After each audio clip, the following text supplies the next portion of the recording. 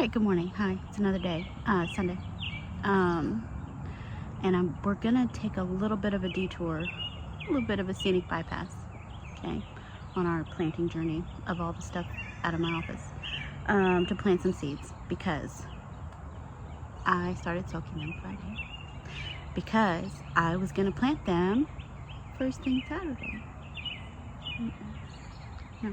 Okay, so Saturday evening, I dumped all the water out and put them in these bags, and I'm like, first thing, we're doing it. I'm not wasting any more seeds because I'm gonna tell you, none of my peaches and cream corn came up, not a single flipping one. Okay, not one. 60 kernels wasted. Okay, so have some more corn soaking. Here, this is the candy corn sweet, okay, from M.I. Gardener. M.I. Gardener does not give you 60, he gives you 20 seeds. A third of what I could have had if I hadn't let them rot. So we're gonna do the candy corn sweet. So it's a beloved corn variety, renowned for its delectable taste. I don't have my glasses on, so it's real blurry. Adorned with plump golden yellow kernels neatly arranged in its cylindrical ears. Its flavor, a symphony of sweetness with a subtle nutty undertone. Okay, 80 to 90 days to maturity. Okay, so we're gonna do it. Today is March 17th. Okay, also what I had soaking is some of these sunset runner bean from Pine Tree Seeds, superseeds.com. 25 in a packet, but they're very large seeds. And these are 65 days to maturity. Very large seeds. They are look exactly like the scarlet runner bean, same coloring and everything. So we're going to plant those because I soaked them.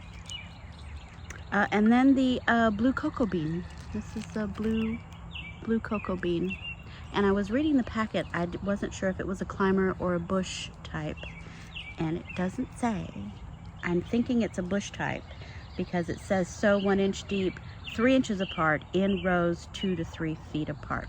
So I'm thinking if you plant them in rows, they're going to be bush type. You know what assuming does. Okay. We're not soaking as long. I started soaking these last night and then drained them yesterday afternoon, and then I drained them. So we're good. These are good. These are not going to be stinky beans. They shouldn't be anyway, but they should be well hydrated, which is the whole point of soaking them. You don't want them to be stinky. I know every time I open my bags of things, they're stinky. That's not the point. They're just supposed to be hydrated.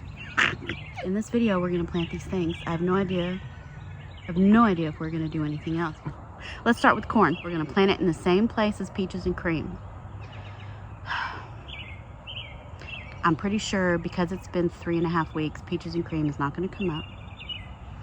So I don't think I have to be worried that when something does come up, whether or not it's one or the other. I'm pretty sure it's going to be candy corn. Okay, we're just going to take that risk. Okay, right back there in that triangle. We're going to try again with this corn with the big ass tag. Okay, there it is.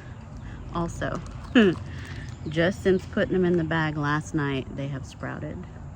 Look at their little white tips at the end. Yeah. Anyway, I can't see it. Anyway, it sprouted. All right. So what I'm going to do, since there's 20 seeds in here, I'm going to do 4 rows of 5. 4 rows of 5. Or 5 rows of 4. I know. I don't like math. It shows. Okay, here we go.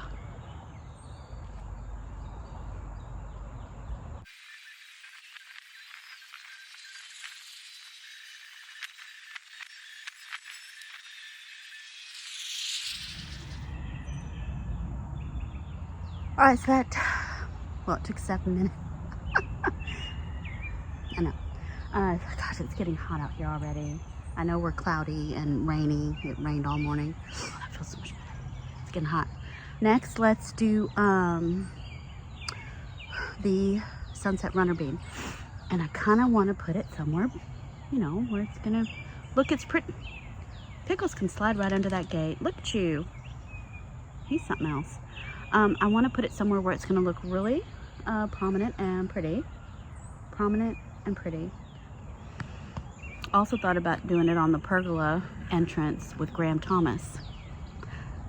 That actually could be pretty because Graham Thomas is a buttery orange yellow, and these are kind of a pinky orange peach. Well, I think that needs to happen. Okay. Right here with Graham Thomas, which I need to tie down Graham Thomas. Because look, he's gone all wild up in the, oh, there's a rose. He's gone all wild up in the air, and I need to zip tie those down so that I get more blooms.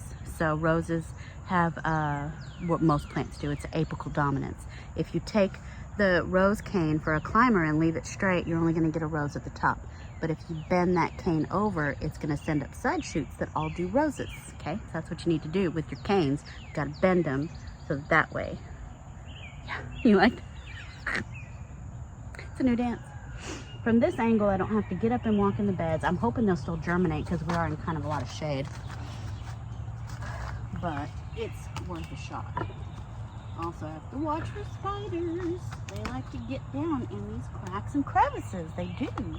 Remove these, actually. Move those. Oh, there's my sunset runner bean, and one has started to sprout. See that? That one. There we go.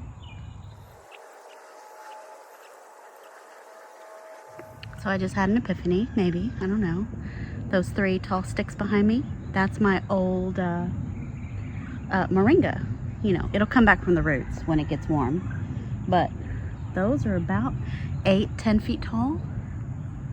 What if I plant these hyacinth, no, they're not hyacinth, excuse me, sunset runner beans up the moringa, and then when the new moringa comes up, there'll be this pretty little hyacinth.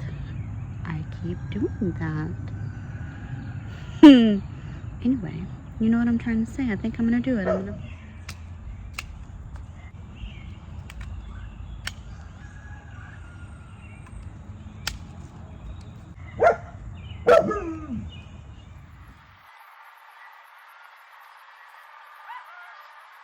Takes forever to do anything. I'm gonna be boring and just do it on the other side of the pergola, this last bean, next to my world's smallest tomato, which has already grown probably another 6 inches since I planted it in the ground last weekend. That's crazy. I love it. Last bean.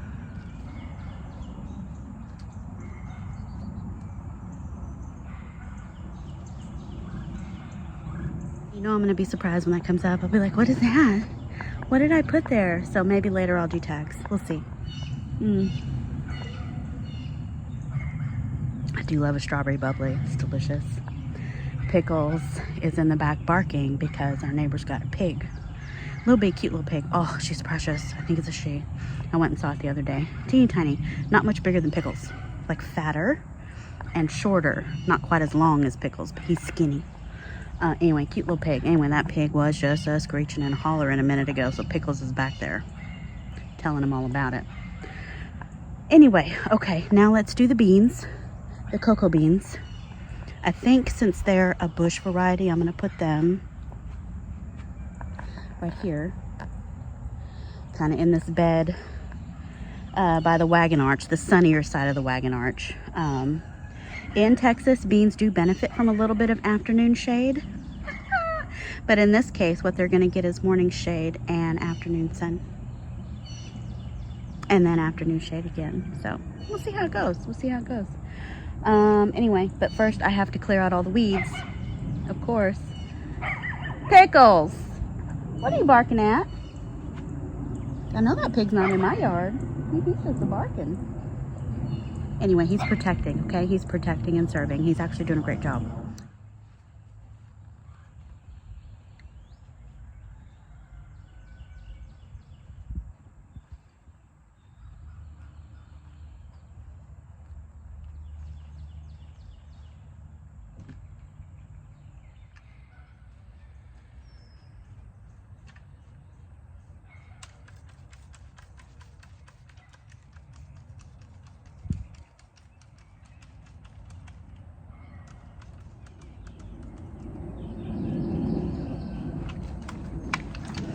Looks like I'm gonna have to do some hand pulling because my key lime marigold dropped a bunch of babies, a bunch of seedlings, and I don't want to hoe them up. So I'm gonna get my kneeling pad to finish up.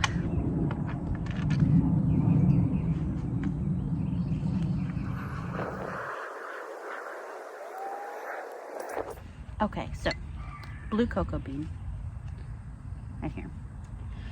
There are 30 seeds in this pack. These two have already sprouted. So this is why I like to soak them, because you get sprouting, you get germination within 24 hours usually. It's just when you leave them. Like, see, this bag doesn't smell. I didn't smell the corn, but it probably didn't smell either. Anyway, it doesn't smell. It doesn't smell like beans. It doesn't smell like anything. But anyway, most of them did sprout in here, so we've got a lot of sprouts in there.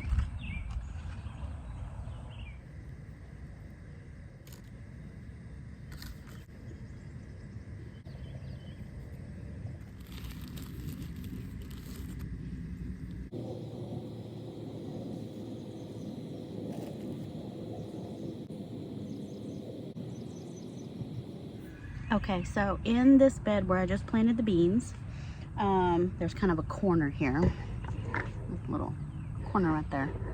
I'm gonna plant some flowers, herbs-ish flowers. So I've got my feverfew. It is yellowed out and, well, it's suffering. Okay, it's suffering. It needs out of here. So I'm gonna plant a couple of feverfew. Snails in here. Also, I'm going to do some foxglove. It's also suffering. Okay, all of these are from my office. But I'm going to do a couple of pretty foxgloves. I don't know if these are going to flower this year or next year, since foxglove is a biennial. I'm assuming next year, but at least we'll get it established. And see, the roots are rotting. I know, I can't be trusted with these babies. Okay, I cannot be trusted. So anyway, I think I'll do 3 feverfew. See, that plant wants to just separate from the roots when I pull on it. It's rotted. Ugh. Anyway, I still have more in my Tupperware dish that I have not potted up yet. Those look better. Anyway, I'll do 3 of these before they die. Yeah, these are gonna die. Anyway, let's do 3 foxgloves and 3 feverfew. Real quick. It's hot, by the way. I'm sweating. It's March. It's so root bound, but at least the roots look healthy. This is a feverfew. Looks like there's 2 in this cell.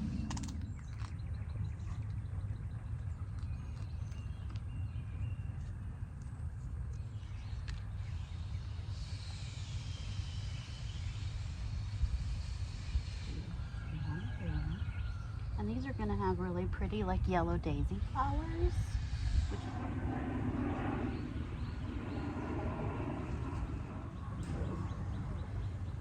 I'll do a few on the other side for the foxglove.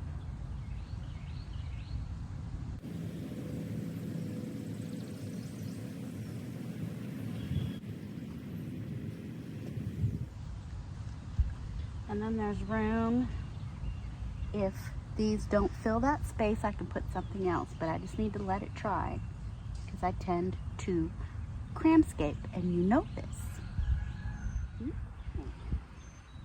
I kind of want to put something up there, but I won't. Will I? Hold on, let me see what I have. Let's see, Zimbalo melon pear. Let's see. I'm so random. I just grabbed a ground cherry. I'm just gonna put a giant ground cherry right there. Alright, y'all. Alright, so I'm gonna spend the rest of the next few hours putting my cardboard down. I gotta lay this cardboard down so that it quits junking up the front of my potager and the front of the carport, okay? So I'm gonna work on cardboard. That's the end of this video. So this is the end of this video. I wanna thank you guys so much for watching. And I'll see you in the next one when we finish planting out these herbs and flowers. Okay, bye.